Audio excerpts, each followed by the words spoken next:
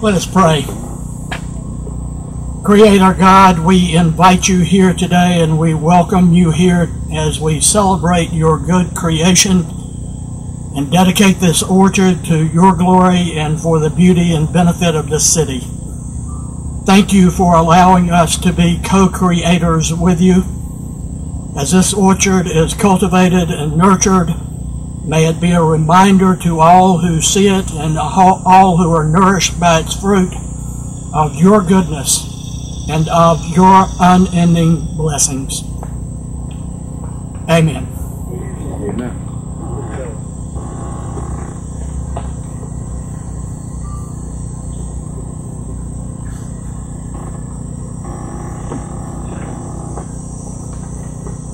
Good morning. Good morning. And thank you for coming out this happy occasion. The purpose of my remarks is to give you a little bit of background on how we came to be here this morning. All of us are a product of all of our experiences and exposures, and that's no less true for how I came to be here and involved with this project. I'm a member of Sierra Club, and you get exposed through Sierra Club to a lot of information and inspiring stories and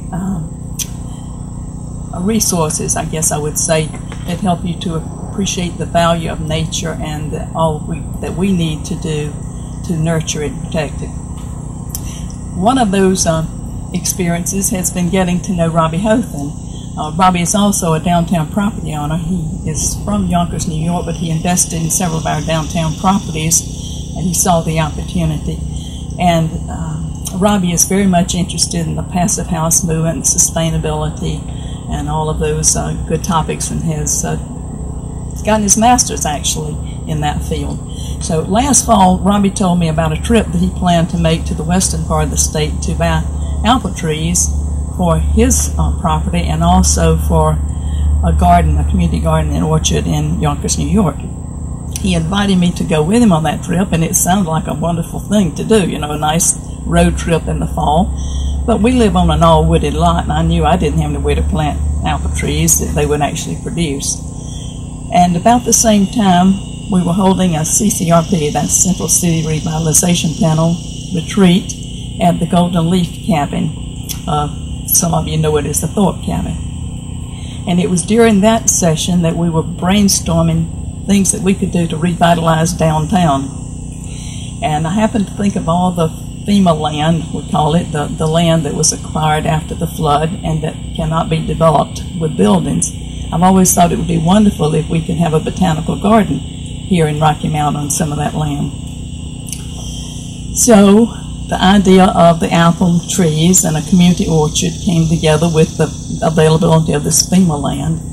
And I approached the city manager and assistant city manager Peter Varney about the possibility, and thankfully they were open to the idea. They just said we would have to work out who was going to own it and who was going to maintain it and that sort of thing. And so we did, and when actually the day before Robbie was to make his trip to the orchard for their last open house of the season, I sent an email out to Sierra Club members and to other kindred spirits to ask if they would be willing to donate funds to buy one or more apple trees. Fortunately, we had enough takers that we have 19 trees planted here. I think originally it was 14 that were going to go out here, but some folks had bought them, intended to plant them, Margie, I know, being one of those, and found that she too had a lot of shade. And so our group of trees here grew to 19. On let's see, April the 2nd, actually, we finally, let me back up a step. It was a Thanksgiving time when Robbie bought the trees, and obviously city step was out of place, and we couldn't immediately identify a site to plant the trees on. But after that, Steve Warren was kind enough to drive around with Robbie and myself and show us different ones of the sites that the city owned and that we could consider for putting in the orchard. We finally settled on this spot because it was closer and more centrally located, which is another downtown revitalization and also a Sierra Club sustainability kind of thing. You know, you want things close in so you don't have to travel a long way, use a lot of gasoline. So because of the time it took to identify the site and to get the folks in town at the same time who were involved in it, it wound up being April the 2nd before we could actually have a planting, and that's what we did.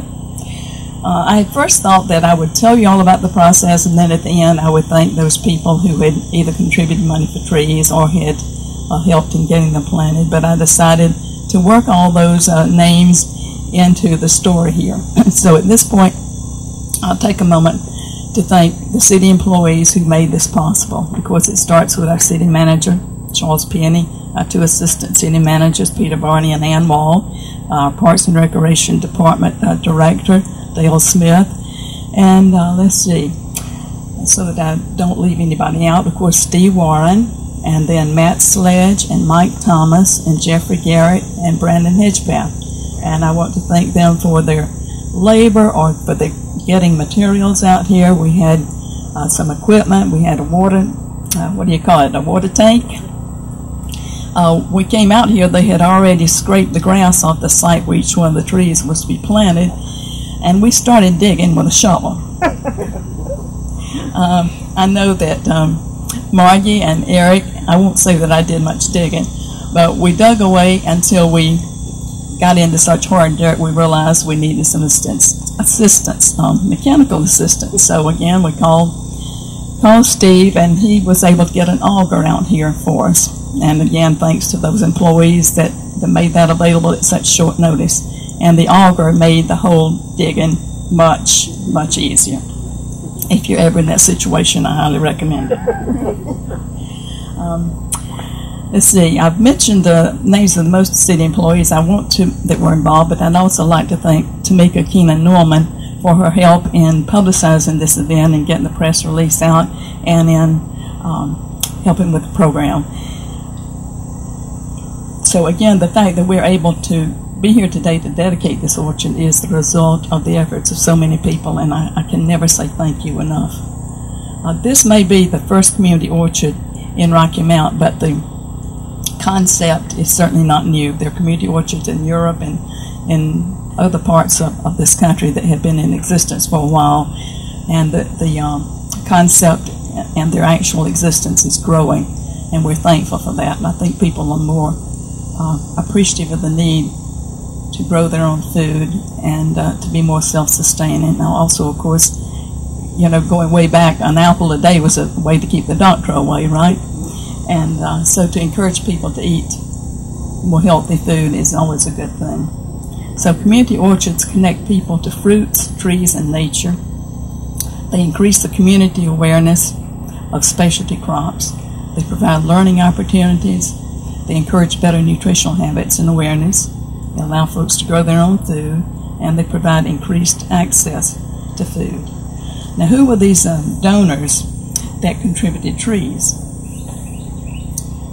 They're Kevin DeBrule and Deborah Gibson. They contributed several trees in honor of or memory of John Muir. Kevin, am I pronouncing the name correctly? Muir? Yes. Muir, John Muir. He was the founder of Sierra Club. Robbie Hothman donated trees. Sam Johnson, and Sam donated his trees in memory of Barbara Bone Biggs and in memory of Fred Turnage. John Mebane contributed trees.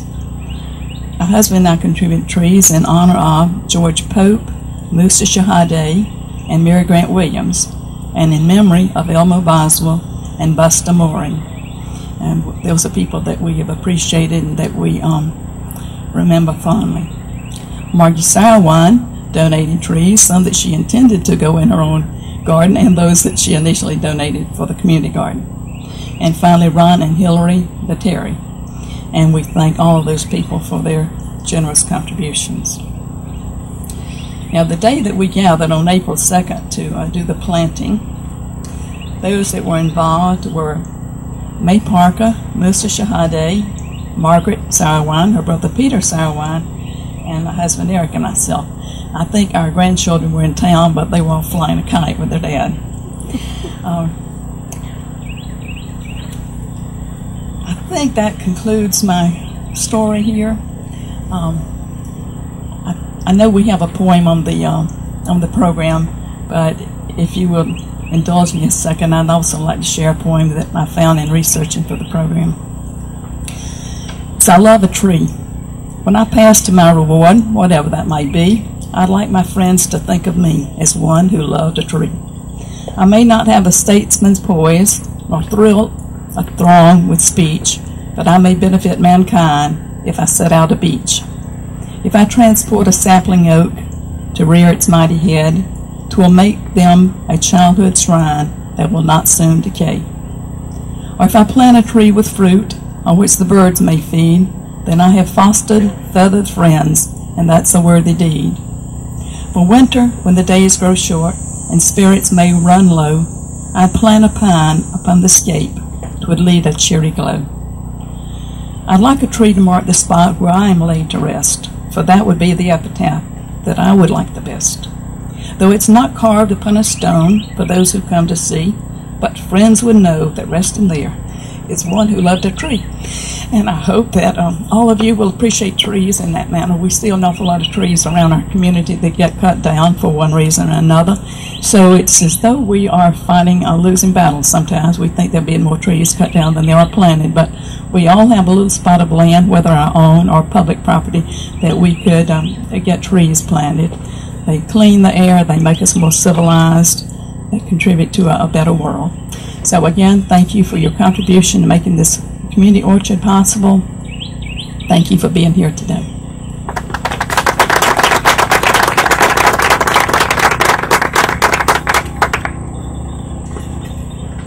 I would like for everyone here assembled to give an applause to Ms. Miller for her leadership in this effort.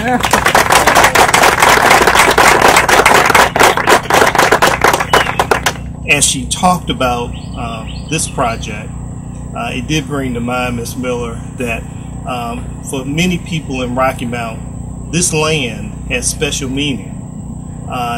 This was the site of Riverside Apartments, and many people that moved to our community over many years lived here. And in 1999, this property was transformed by the raging waters of Hurricane Floyd. But it is so appropriate that we purchased, I think, about 128 apartments that used to sit on this site. And we can never build anything here again. But it is good that we can use it for some useful purpose. And so today, to dedicate these trees are indeed very special, because it does signify a continuation of life. And I guess what I would ask is, how soon do we get some apples? Because for certain, they will be here for people to enjoy. I would also like for us to appreciate Robbie Hothan for his participation and his planting the seed, and which led to Ms. Miller's pushing this idea. So if you would, please appreciate Robbie Hothan. And I know Ms. Miller recognized our employees, but if you would give them a round of applause as well, because these folks work hard each and every day. And when we're not here, they'll still be taking care of the trees, and I know Matt will keep a good eye on it, and the rest of the guys as well with the closing.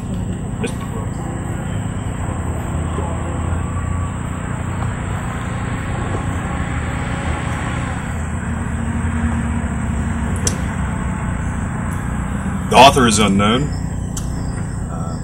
Planting a tree. What does he plant who plants a tree? A scion full of potency. He plants his faith, a prophecy, of bloom and fruitfulness to be. He plants a shade where robins sing, where orioles their nestlings swing. A burning bush, a miracle. Who plants a tree? He doeth well. What does he plant who plants a tree?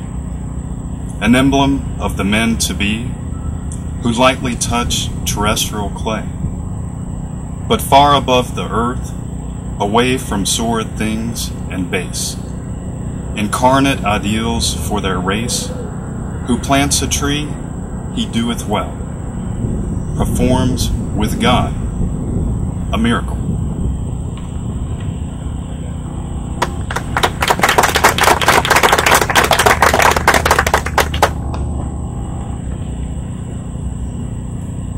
May our Mother Earth bless these young trees and help them become strong and healthy, that we may enjoy their fruit for years to come. May our community nurture the trees in this orchard and make it be one of many efforts to create and maintain a healthy environment here.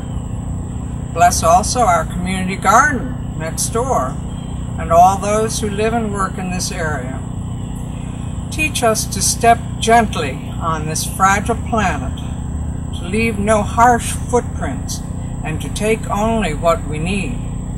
Help us to give back in turn by caring for and nurturing those around us.